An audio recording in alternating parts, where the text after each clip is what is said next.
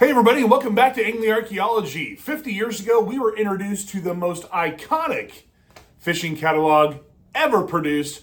I know for a fact when this thing came in the mail, every fisherman was like a kid on Christmas, circling the little items that they wanted. You guys know what I'm talking about. None other than the Bass Pro catalog. To keep up with the demand of a growing business, Johnny Morris introduced the catalog in 1974. The first catalog was 180 pages, had over 1,500 items, and sold for $2. Now, that 1974 Bass Pro Shops catalog is the holy grail of Bass Pro Shop catalogs, and I don't have one. In fact, the only one I've ever seen is this one right here from the Bass Pro Shops Museum in Springfield, Missouri. But I have the next best thing, and once again, the only other one that I've ever seen is the 1975 Bass Pro Shop catalog right here. So what we're gonna do, we're gonna go ahead and thumb through the pages and see what was inside this 75 catalog. Now, before we do a time-traveling tackle tour of this 1975 catalog, I'll preface it by saying I've done a few of these catalog walkthroughs before in the past. And when I've done those, I'll be honest, it's been a couple years since I've done them, and I was pretty novice at not only the channel, but also lures in general. And I would kind of look through and be like, oh, that's pretty cool, and look at that, and boo-doo-doo-doo, I wish I had one of those, or whatever else.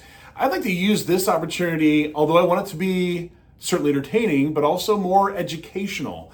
I'm gonna go through slow so you guys can stop what you're doing, maybe screenshot the page, and then you can take a look at what the tackle was back in the day. Well, let's say you got Grandpa's old tackle box and you're not sure what the heck's inside of that. Well, you can use this video to check out this catalog to help identify those lures. It's also going to help you when you're out in the wild, when you're looking for those lures at estate sales, garage sales, tackle shops, etc. Help you identify what those things are.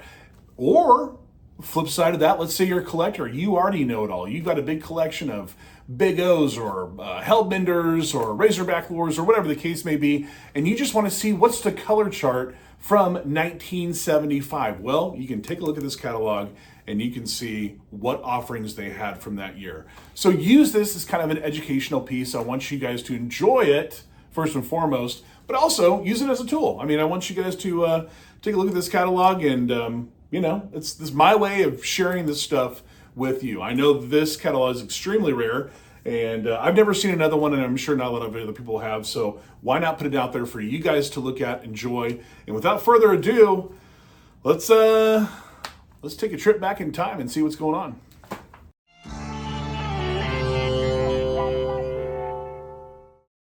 Folks, I'm extremely excited to share this incredibly rare 1975 Bass Pro catalog with you, because you're not going to find this anywhere else on the internet. And if you do, it's probably very limited information.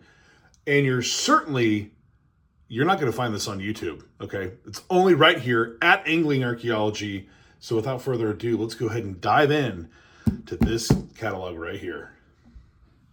All right, we're going to dive into the first page here. And as I mentioned before, I'm going to keep it like this. So if you want to, you can screenshot it if you're watching on your phone, or if you're watching on your laptop or TV or whatever else, you can pause the video and really get a little deeper dive of the actual catalog, because I'm going to be ripping through some of these pretty quickly, or else this video would be like 4 hours long. So let's take a look over here. On the left-hand side, we got a nice little note from Johnny Morris, and he was very proud of this catalog. And he just has a little note to the fishermen that, you know, he's not only proud that it cost a lot of money to produce this, but all the manufacturers and everybody else that was involved in making this catalog into what it is. And really, you should be proud of this. This is a fantastic, really ahead of its time type catalog that is, I mean, mostly full color. I mean, really well put together. There's other catalogs, obviously, that have been around forever. Sears, for example, has been around for, 100 years and before this. But, for a specific bass fishing style catalog, I mean, there's other fishing and stuff in there as well, too. But this is it right here. This is the Cadillac of catalogs. And, I mean, you can even see the original owner of this catalog put his name in there, too. So, he didn't want to lose it. But let's look over here. We see the beginning of the catalog. There's a lot of stuff for making your own rods and reels. So we have blanks right there. And we'll get into more of that as we go through. But here's some Bass Pro Shop black bass casting rods. It's called the Bass Pro Shops Stick. And we've got some other kind of combos right here. But very nice, full color pages for you to review here. We got the spin cast stick right here. Just nice, well, easy to read. He did an awesome job of putting this all together. Some power light rods. And then we get into some of the other combos made by other manufacturers outside of kind of Bass Pro, but he starts this, as he does in many catalogs, with some of his own stuff, and then kind of dives into some of the other manufacturers as well. Now, I thought it might be kind of fun to jazz up the video a little bit, if you will, and actually show you products that are from the catalog so you can get a little better understanding of what they look like, not just looking at this picture, but also kind of seeing it in hand. And starting over here on the left-hand side, we've got a whole bunch of loose products right here. So you've got the speed sticks, but you also have the grips and the rod blanks right there as well. So here's a pretty good example of what one of these grips. It's got a nice little pistol grip right here. Very nice, well made. This one in particular is not listed inside of this catalog, but you get the example, you get the gist.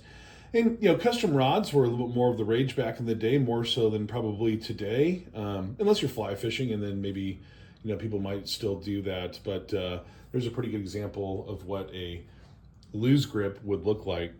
And we'll keep on cruising through, as I said, so we're not taking up, 6 hours. But I want to make sure you guys see every page. And probably the most popular, and certainly one that every time I see that's in incredible shape, the Garcia rods from back in the day. And you've just got a huge, wide variety of these right here. Just really fantastic, well-made rods from way back in the day. Again, we've got some more products of items that you would have used to, make your custom rods, So you've got the guides and whatever else, glues and what have you. And there we have it. We have the handles. And I just showed you an example of the handle right there, but you've got a whole wide variety of ones from Fenwick, Lew's. Just really cool. Then we're getting into the reels. This is where it starts getting real. So, starting over here on the left, and actually, I'm sorry, it's both pages, but you got a whole variety of Garcia baitcaster ambassador reels. Very nice. These are fantastic. What I like about this too is the kind of artwork. They just did a really good job of that.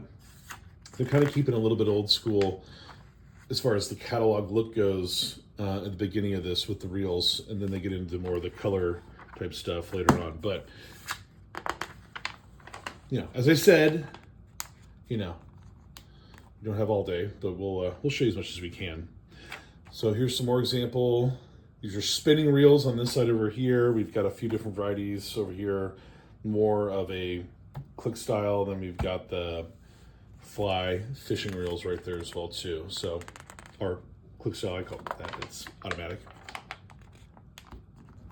Well, I thought this might be a good time to stop and take a look at some reels. But before we take a look at a reel, let's take a look at this guy right here. And that is none other than Virgil Ward. And if you don't know who that is, that guy did it all. He had a wildly successful television show, Championship Fishing. On top of that, he was the founder of Bass Buster Lures, most notably known for their jigs and beetle spin, but also came up with a fiber weed guard, which kept the end of your hook protected to make it more weedless. So he's right here, and he is kind of showing off the new Johnson Guide Series automatic lure right there. But I don't have that, but what I thought I would show you is this really nice example of a Sabra. And so this is kind of what this would have looked like back in the day. But nice finish. These old Johnson reels are just awesome. Just a very cool, fun one to collect, but just stood the test of time and just made very, very well. Let's keep on trucking, as they would say. And here's another one that we're going to take a look at real quick. And this one revolutionized really casting reels as we know it today. So bait casters. Here's an example of what that looks like. It's the Lew's speed spool. Just an extremely revolutionary reel of the day. In fact, I should probably make a video about this, go into a deep diving history of it. All right, so moving on. So these next few pages, we've got some line. I'll stop so you guys can pause it if you need to, but I'm not going to spend a whole lot of time getting to stuff like terminal tackle line, weights, hooks, whatever else. But I want you all to see it. And this is a great picture right here. Man, look at that. The Mount Rushmore of bass fishing right here. You got Roland Martin, Tom Mann, Bill Dance, Johnny Morris, Ricky Green. Yeah, that's just, that's about as good as it gets right there. And then we've got some hooks. Nothing too exciting. This one's kind of cool though. I mean, you got the Uncle Josh pork rind kicker right here. That was kind of their own, I won't say spoon. I don't want someone to kind of correct me on that, but it's their own spin on what you could put on the end of a pork rind. And it kind of darts and kicks and whatever else. But I mean, for a hook, that's probably about as exciting as it gets. So we've got some sardine oil scent. I bet that smells good. And then we're getting into some actual lures. So we're getting into soft plastics right here, starting off with cream over on this side. And we got flip tail, more of economy size packs, things like that. But as we get into other ones, we'll start to see the color, full color pages. And I know that's what everybody's excited about. So I don't think there's any better way to kick off the lures section than this right here. So you got a nice full color page spread on the Spin Scout, and then also a new tackle report by Bill Dance. And, you know, I'll let you pause it if you want to take a look at this and read it yourself. But essentially what he's saying is Bill Dance was talking about the popularity of the Clark's Water Scout back in the day. He fished that back in the day. He had a lot of success with it. And when they discontinued it, they were selling those lures for around $15. And you got to think in the early mid 70s, 15 bucks equated to around $100. Imagine loving a lure so much that you'd spend $100 on that lure. Wow. Pretty cool. So because of this, the president of Strike King at the time, Charles Spence, reintroduced the Spin Scout back in 1974. And that's what we see right here. And we've got a really nice full color page spread right here of all the different colors. But I wanted to show you all what that would have looked like new in box. So the one that I have right here is the Crayfish Orange Belly. And you can just kind of see, same thing, endorsed, tested and endorsed by Bill Dance. But this is what it would look like new in box. So you can see that. But just want to give you an example of what that would have looked like new in box. But great way to kick off the lure section. I should also make note that if you want to watch a video about the Clark's Water Scout or the Spin Scout, I got both of these videos on Angling Archaeology. Link will be down below. Check those out. Great little history lesson.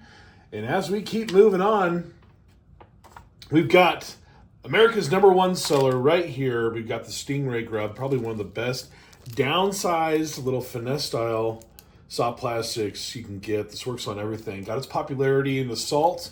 So saltwater fishing, and then bass fishermen absolutely fell in love with it. Just an incredible little soft plastic. But you can see the color chart right here of all the different varieties they have. They also have the Jelly Wiggler, which is like a little grub style curly tail as well. And if you pause the video and zoom in right here, you can see there's Johnny Morris and Tom Mann at Tom Mann's 30,000 gallon aquarium. And I can't say for certain if this is exactly where Leroy Brown, Tom Mann's pet bass, lived, but just a neat little kind of picture from back in the day.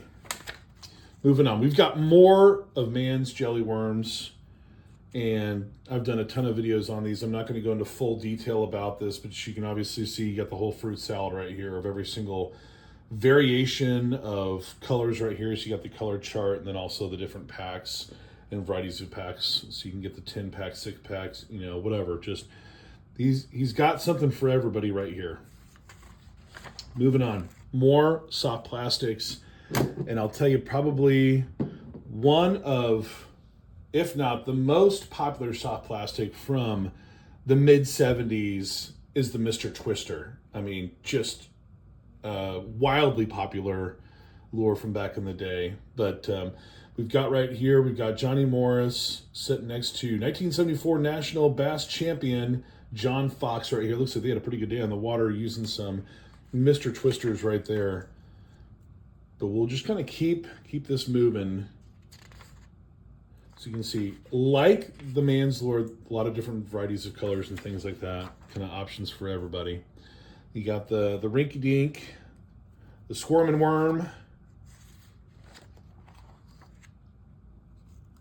Okay, moving on to my favorite part of the full catalog. I mean, outside the Scout, which was awesome. But these are all the crankbaits.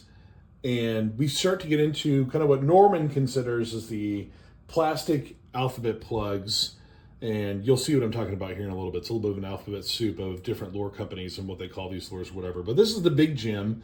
And, you know, it looks very similar to a lot of other lures of the time. They all kind of looked somewhat the same and had a lot of the similar color patterns, if you will. But this is just a really nice crankbait here from Jim Rogers' company. But this is the Big Jim. And we'll kind of take a look at how we can tell the difference of these lures too. Let's say you're in a estate sale, garage sale, grandpa's tackle box, whatever the case may be, and you want to try to help identify the difference of these lures. Well, I'm going to try to help you in this video as well too. So, you know, when you're in the moment and you're wondering what this lure is, and is it worth buying, and do I want to collect it, I can show you that. But for this sake right here, I want to show everybody the color chart. So if you are a Rogers collector, very cool. A lot of folks around this time kind of had a lot of these same color patterns, but I think it's a little bit different is they had some of these right here, which is kind of this incandescent version. Very nice, but we'll keep kind of plugging along, if you will. And here's one over here that I'm going to show you an example of, and it's the Deep Jim. And I've got the Chartreuse Black Splatter, which is that one right there. And here's how you can kind of tell what a Rogers looks like, okay? The eyes. You're gonna see right there, they kind of poke out a little bit. But if you're out and about looking at lures, trying to figure out, you know, what is this? I don't see a marking. Well, Rogers does have a marking, but if there's a lure that doesn't, that you'll see right here, much like the Cordell, the Rogers will have it right there. Very easy to spot. And then this one also says Deep Jim. So there you go. But if it didn't have something on there before, you would know pretty quickly from the eyes. But I mean, it says it on there. So moving on, we've got the Rebel series, the Super R and the Humpback. And I'm going to show you an example of that right here. Rebel is always very easy to spot right away. And I think we know why. It's the body. It's the body like this. So we've got Crawdad Orange Belly right here. An example of that. But this is the Humpback. When we get into some of the other ones, so the Humpback's a little bit different than this one, for example, right here. And this one is the Deep We Are. But look at the bottom belly of it. You can just kind of tell, and I'm not talking about the color, but I'm talking about the shape. The Humpback has more of just, you got the hump right here and then a flat belly. And this one's got the hump right there, but you also have a little belly right there as well too. But we got a couple examples right here. This one's just showing a Super R and a Humpback version right there. So I just want to show you a couple different examples. But I just love Rebel. And another one too, it's going to say it on the bill.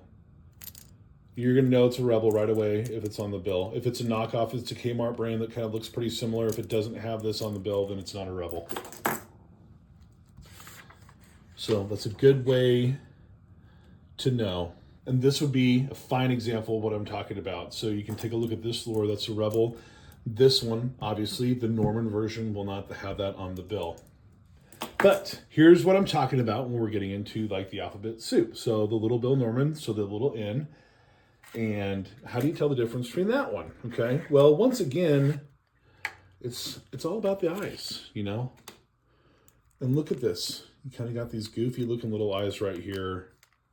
And I can give you some better examples. I don't know that one's the best example, but you can kind of tell from the eyes what the Norman is. What I love about these from back in the day as well too is inserts.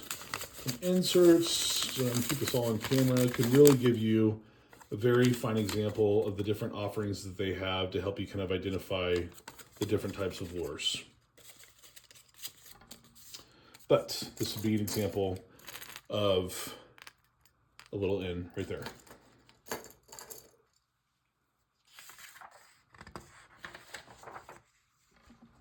All right, moving through the alphabet here, we've got the Bagley Balsa B right here. Similar to the Norman in the eyes, but in the body, much different. I think you can always kind of tell Bagley just by the exaggerated belly, even with all their models. They're kind of easier to identify. And also, it's a balsa. You know, it's made of balsa wood, but I mean, look at this. Look at the price of these from back in the day, $325 compared to $125. Obviously, a very expensive lure back in the day, but a fantastic one to cast and collect. I really like the Bagleys. Now this one right here is obviously not from the 70s. This is a much newer one, but just want to show you an example. And moving over here to Fred C. Young's Big O, now made by Cordell. And that is right here. Here's another example of it. Here's one like the Rogers that it's got the name on it, if I can get it out of the box. But you can see right here, you got a little bit of something on the eyes there on this Big O, but you can also see on the body. See if you can see that. It says Cordell. There you go. And then on this other side, there you go, right there. Big O. So extremely easy to identify and really just a fantastic lure. But here's an example of a color chart from 1975 right here. I'm just going to leave my hands away, so if you guys want to take a screenshot of that, you can. But it's just, you know, I'm just trying to help you identify this stuff. So as we see here on this next page, we have new for 1975, the Man's Razorback, which is a little bit of an alternative from the other alphabet lures, if you will. It was a deep diving lure with a little bit of a rattle on there. Thought it was pretty fun that they used the University of Arkansas logo right there. But I've got a few of these in the tackle box. They're great lures. Didn't bring it out for the show, but if you run across them, you know, pick them up. I mean, they're kind of a quirky little crankbait, if you will. And then on this next side over here, we've got the George series of lures, which are essentially just little, you know, tailspin lures. And then you got the Fat Albert. And what sets this apart is that it's got two chambers in it for kind of extra noise and vibration sound in the water. So pretty cool little lure there.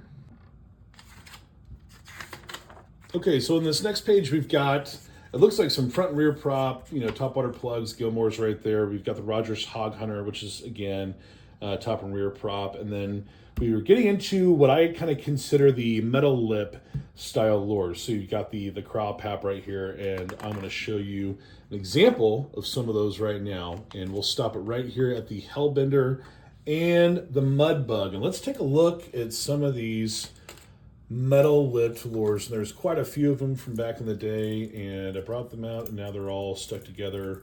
But let's hold on.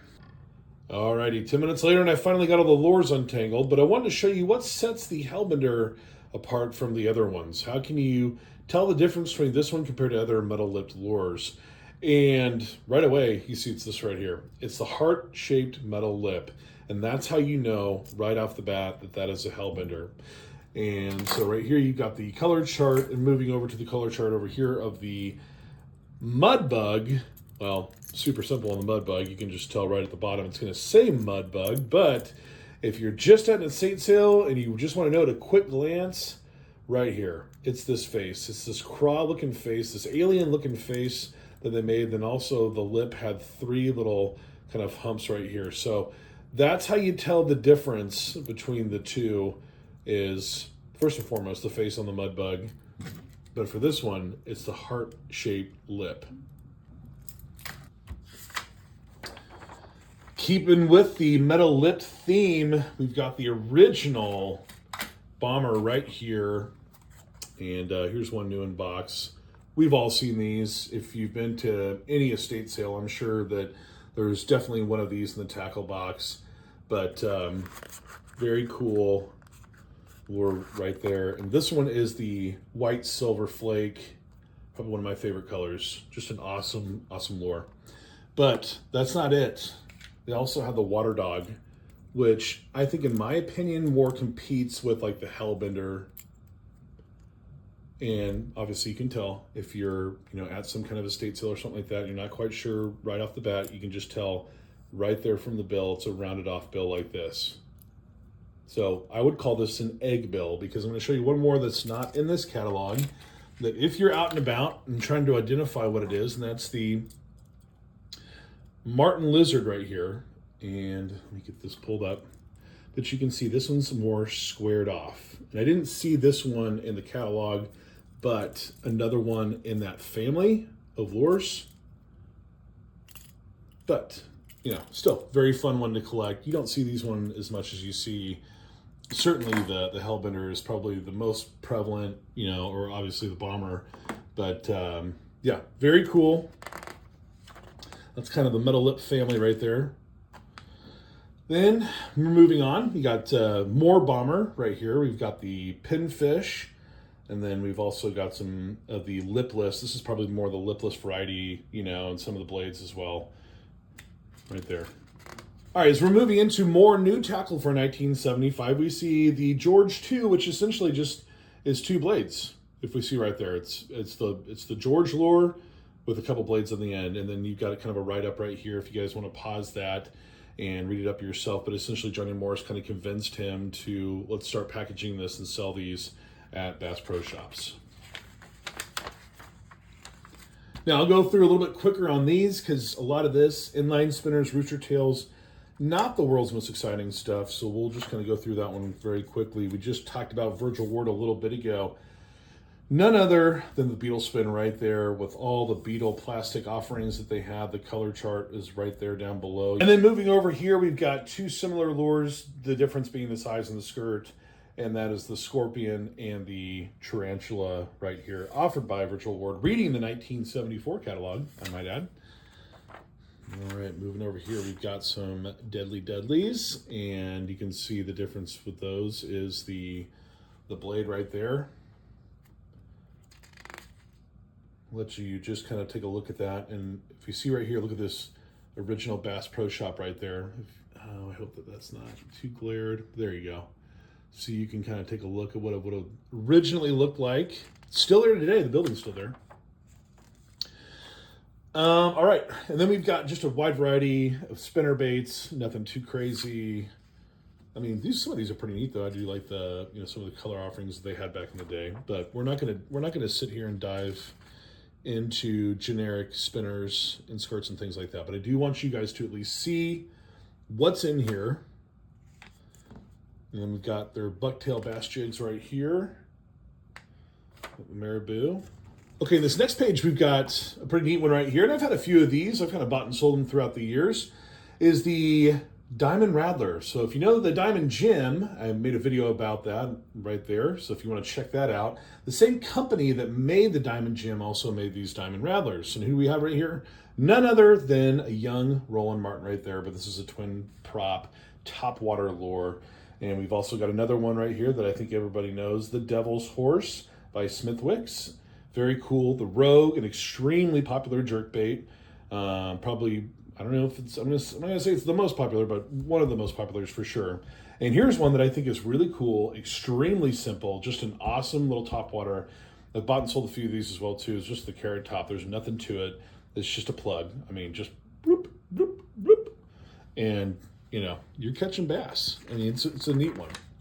And one that if I run across, I pick those up just because they're kind of rare. You just don't see too many of them.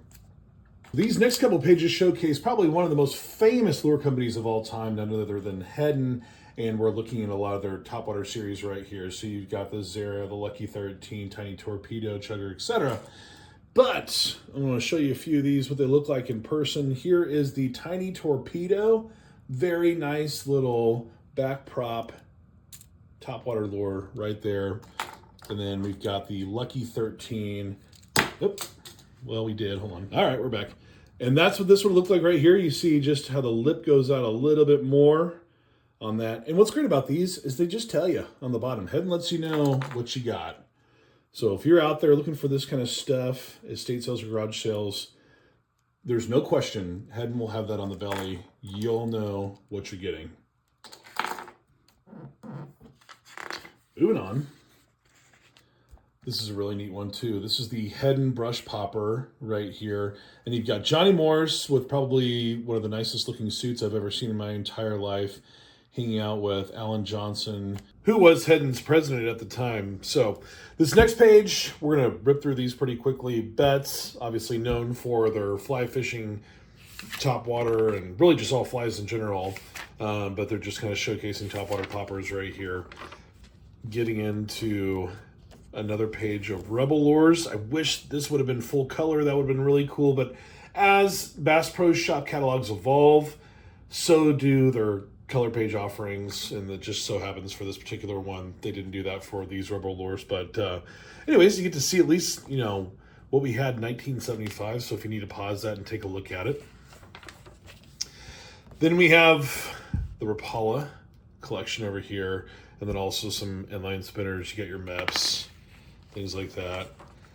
And a few other topwaters. We've got the Snag Proof, the Super Frog, the Lazy Ike, all sorts of kind of frogs. And this is kind of a hodgepodge. You got the Weed Wing and the Lazy Ike, along with, you know, the Hawaiian Wiggler and a Burke Frog. I mean, so you kind of got it all right here. And moving on from the shallow water favorites, we get into the spinner baits. I'm not going to get into a full long detail about these, but you got the Man's Woolly Bully, you've got the Bass Rat, the Bushwhacker, and over on this other side too, we've got Uncle Josh pork rind baits.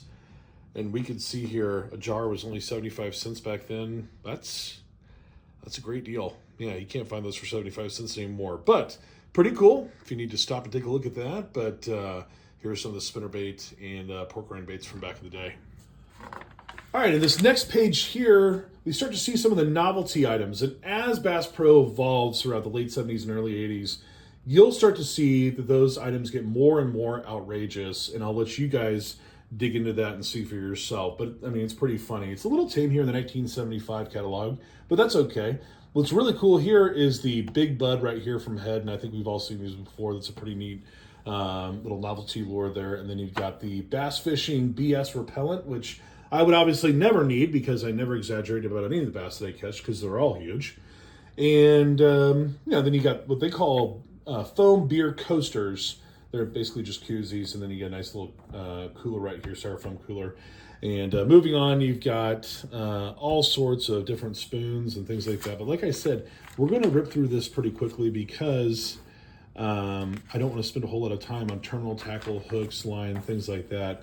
We'll take a look at some of this stuff. I mean, you got some weights, but really, I'll go through it quick. If you see something you like, then by all means, stop, pause the video, take a look. But you got some fillet knives here. I just want you guys to see everything because of how rare this catalog is. So we're starting to get in now to the tackle boxes. And then, you know, you've got the Plano ones that these are the big mamma jammas right here. You got the 727, 47, and 77, which is like, you know, the size of a suitcase. I mean, that's probably even too big to be a carry-on. That is a massive tackle box right there. Very cool. But we've got some of the smaller series as well too. Spinnerbait boxes. And then you got some worm boxes as well too. And then other, you know, obviously other tackle boxes, more, you know, Plano, but it's not all. There's also Bass Pro brand and the Umco ones, which are, again, just absolutely massive, massive tackle boxes. You've got some magazines, books, trophies, awards, you know, get your ashtray, whatever you need. It's all right here. You've also got your fishing maps. I mean, that's pretty, I mean, now we just have our foam, but gosh, using one of those back in the day, fumbling around with that on the boat, getting it wet, losing it.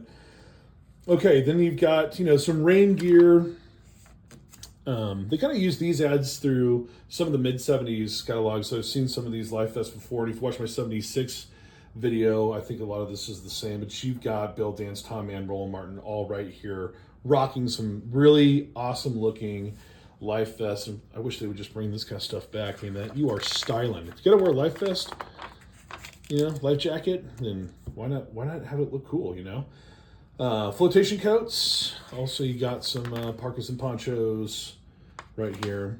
By all means, please stop if there's something you want to take a look at. But the fishing suits, whatever happened to those? When did those go away? Now, if you look at anybody who's on the water, they look like they're a NASCAR. Like there's like 17,000 advertisements on their shirt, and you don't even know where one stops and the other begins. But I like this. This is just kind of a classic look right there. All right, and then you've got, you know, the t-shirts, the hats, the patches. Stop if there's something you want to see. You got some of your camping gear. Very cool stuff. I've got these deluxe rod holders. They're awesome. Love those. You know, it's not broke, don't fix it. I should use those more. You got some more camping gear right here. I'm sorry, this is where the magazine is a little less exciting than the lures, but I just want to make sure you guys see it all. Sunglasses, I mean, accessories for days. It's really just impressive the amount of stuff that he provided. I mean, incredible, really. But you got the Playmate. I feel like some of these prices aren't too off to what they are today. I mean, that would have been pretty darn expensive back in the day. I mean, think about that. That's probably 80 bucks, you know, in today's money. Then you've got some trolling motors. More trolling motors. Decals. Virgil Ward again.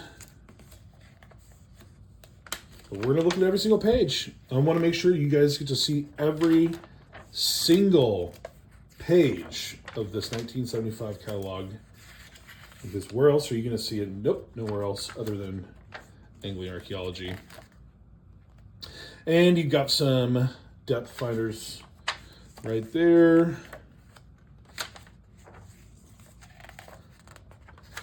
All right, boat accessories, all sorts of stuff.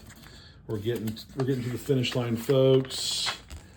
Getting to the finish line. But there you have it.